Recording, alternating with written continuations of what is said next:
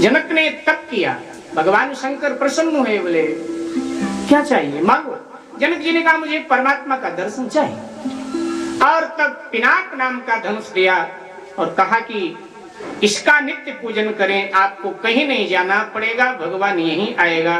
बोले हमें कैसे पता चलेगा, ना जाने किस वेश में आए। बोले जो इसको उठा देगा, चढ़ा देगा, वो ब्रह्म होगा, ये पहचान बता दिया, चले गए।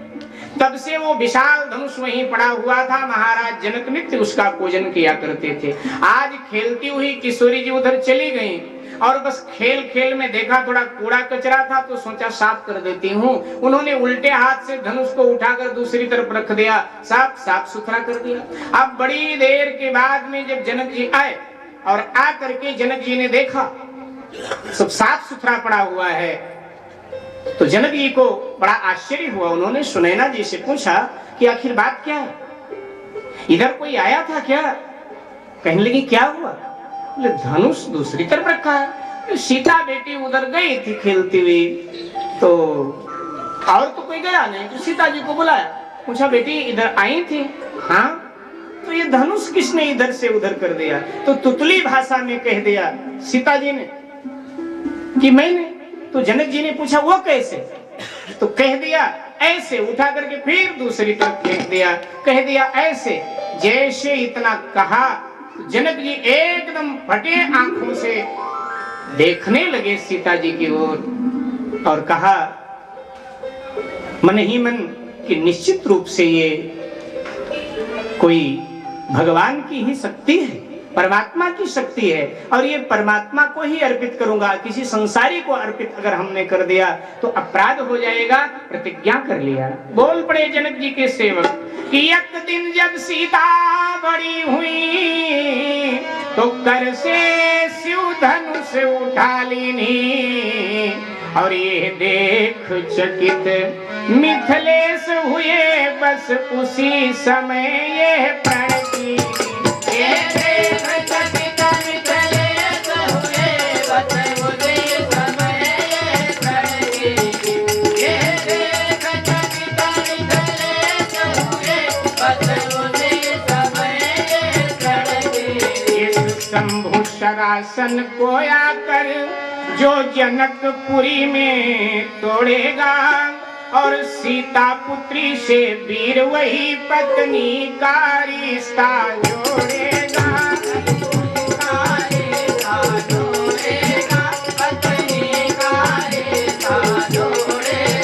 सीता पुत्री से वीर वही पत्नी का रिश्ता जोड़ेगा।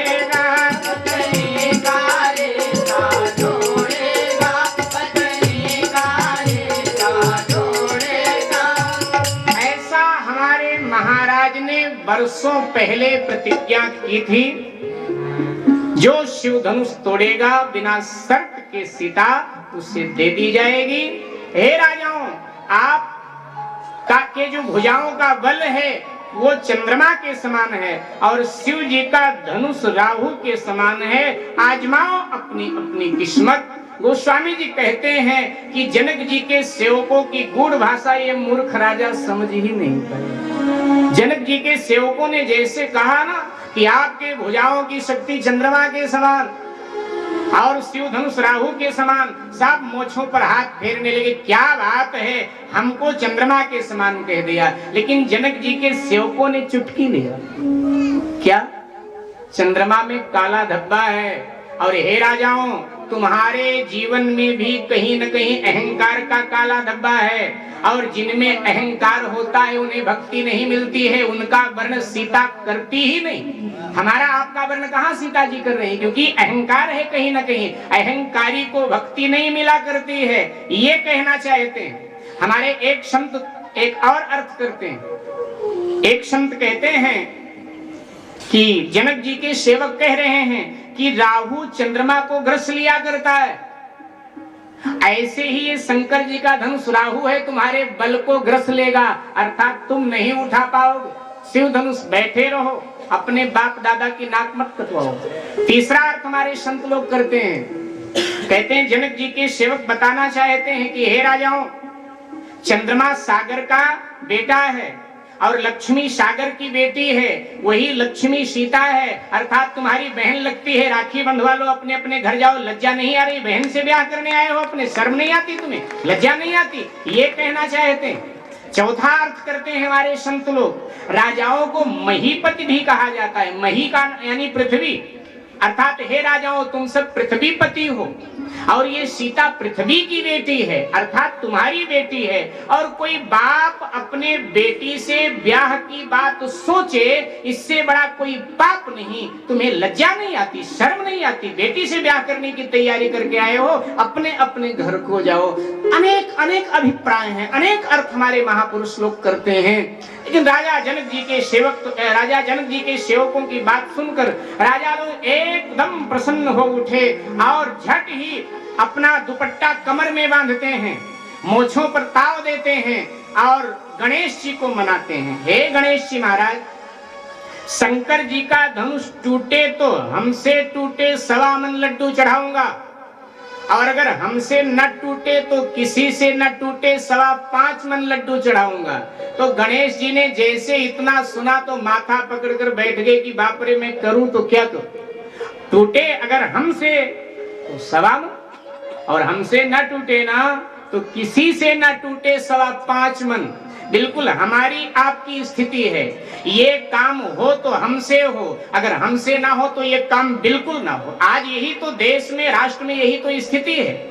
हर पार्टी चाहती है समाज की ये समस्या हल करें तो हम, अगर हमसे नहीं हल होता है दूसरे कैसे हल कर रहे हैं? ऐसा कुछ रोड़ा अटका दो कि ये समस्या ज्यों की त्यों पड़ी रहे। सरकारें आती रहती हैं, जाती रहती हैं, लेकिन समस्याएं ज्यों की त्यों समाज की बरकरार रहती हैं। ये शंकर जी का जो धनुष है, ये अहंकार का प्रतीक है। शंकर जी का ये जो धनुष है, ये समाज की समस्या का भी प्रतीक है।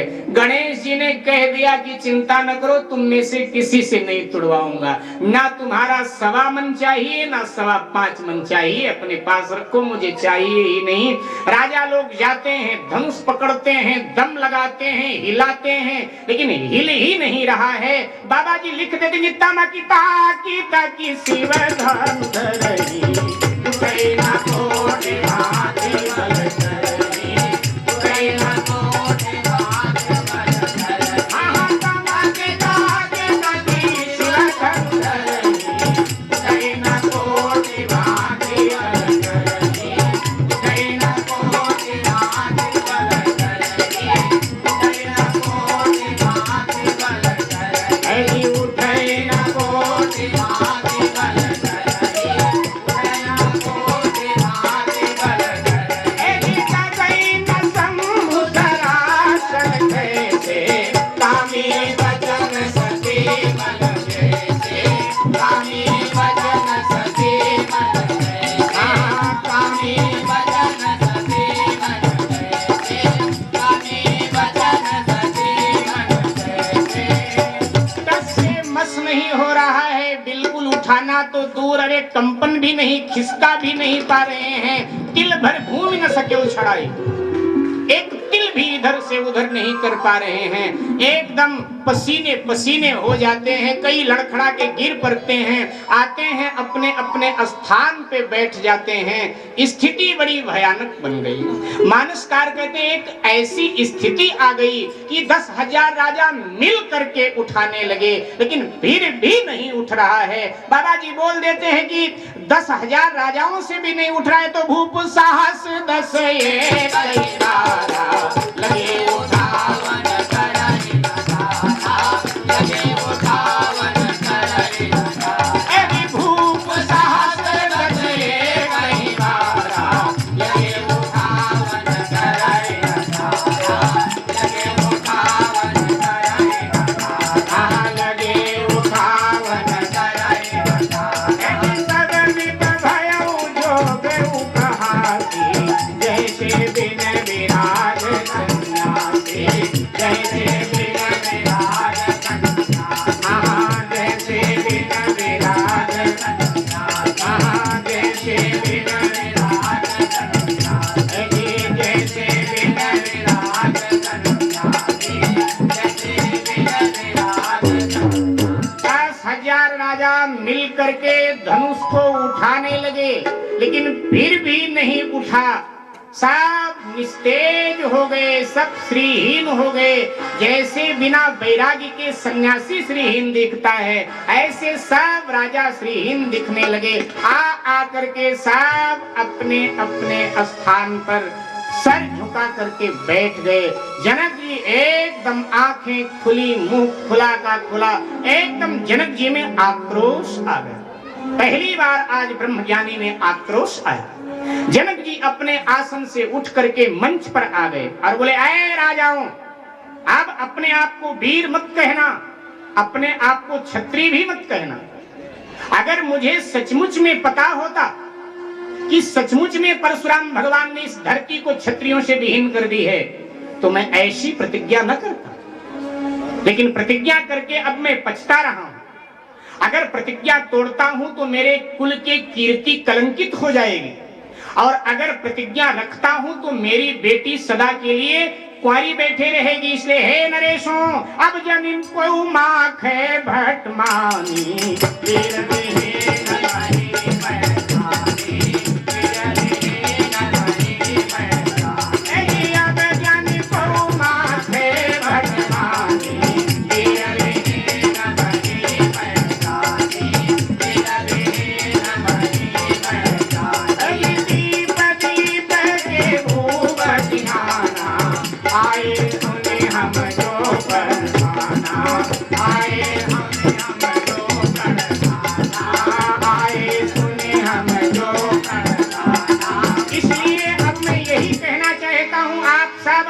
योद्धा न कहना। मैंने मान लिया कि ये पृथ्वी वीरों से विहीन है, सब कायर हैं, संसार में कोई वीर नहीं।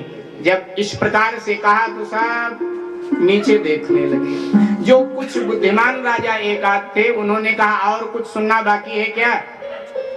और कुछ सुनना है?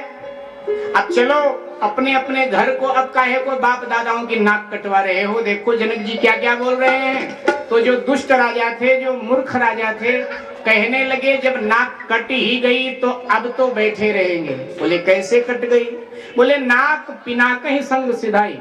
जब हम पिनाक यानी धनुष उठाने गए, वो उठा नहीं ना, उसी समय हमारे बाप दादों की, हमारे 7 पीढ़ी की नाक कट गई। और जब नाक कट ही गई है, नकटा हो ही गए हैं, तो बैठे रहेंगे। बोले अब बैठे रहने से कोई फायदा है? बोले हाँ, एक आशा है।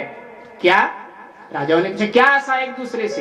बोले देखो, जब हम धनुष नहीं तोड़ पाए तो राजा दशरथ के छोटे छोटे छोकरे थोड़ा धनुष तोड़ेंगे, और जब ये भी नहीं तोड़ पाएंगे तो जनक जी जरूर ब्राह्मणों से पूछेंगे अब मैं क्या करूं। तो ब्राह्मण लोग कहेंगे जब कोई नहीं तोड़ पाया तो बेटी के हाथ में जयमाला दे दो, जिसके गले में डाल दे उसके साथ भेज दो। और कोई भी अपने बेटी को कुंवारी नहीं रख पाया है तो जनक जी भी अपने बेटी को कुंवारी नहीं रख पाएंगे। इसलिए हमें आशा है। आपस में चर्चा कर रहे थे। जनक जी ने अपने सेवकों से पूछा, अरे ये बैठे का है, कोई जा क्यों नहीं रहे हैं, क्यों हमारे सामने बैठे हैं? जब इस प्रकार से पूछा तो जनक जी के सेवकों ने कहा, महाराज इनको आशा है। जब ऐसा कहा तो जनक जी ने कहा, है राजाओं? बोले हाँ महाराज। बोले तजहु आस, आशा तृष्णा छोड़ो, वेदांत बोल रहा है, ब्रह्म